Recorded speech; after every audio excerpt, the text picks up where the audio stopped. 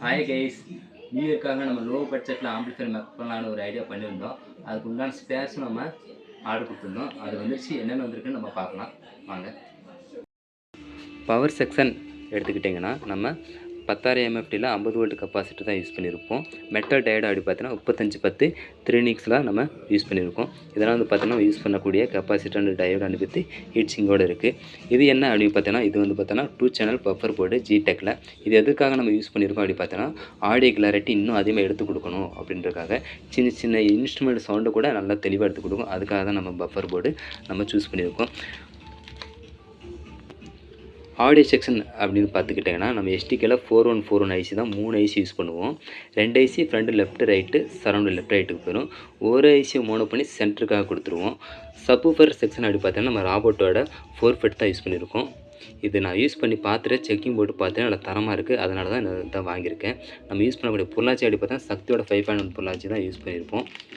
இது விலை கம்மி தான், ஆனால் நல்லா இருக்குது. அதனால தான் சூஸ் பண்ணியிருக்கேன். நம்ம எஸ்டிகே ஐசிக்கு யூஸ் பண்ணக்கூடிய போர்டு அப்படி பார்த்தோன்னா ஸ்டீலையும் சன்னுலேயும் வாங்கியிருப்பேன். ஸ்டீலில் குவான்டிட்டி அதிகமாக இல்லை, அதனால் சன்னு மெர்ஜ் பண்ணி வாங்கியிருக்கேன். ரெண்டுமே மெர்ஜ் பண்ணி தான் நான் ஆம்பிளிஃபையர் செய்வேன்.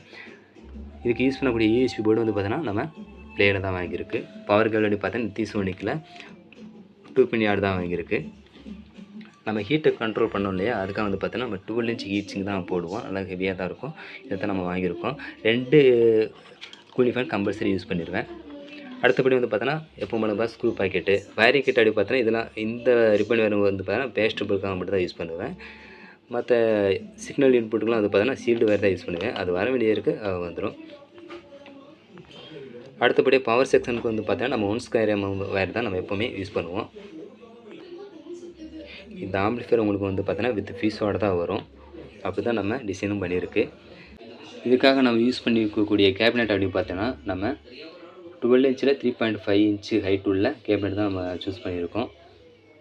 அக்ரேட் பேனல் ஆர்டர் கொடுத்துருக்கு. இந்த 3 டேஸில் வந்துடும். இதுக்கு யூஸ் பண்ணக்கூடிய ட்ரான்ஸ்ஃபார்மர் அப்படி பார்த்தோன்னா நம்ம 24 வோல்ட்டில் 10 ஆம்பியர் காப்பர் ட்ரான்ஸ்ஃபார்மர் தான் நம்ம ஆர்டர் கொடுத்துருக்கோம். அது இன்னும் 3 டேஸில் வந்துடும்.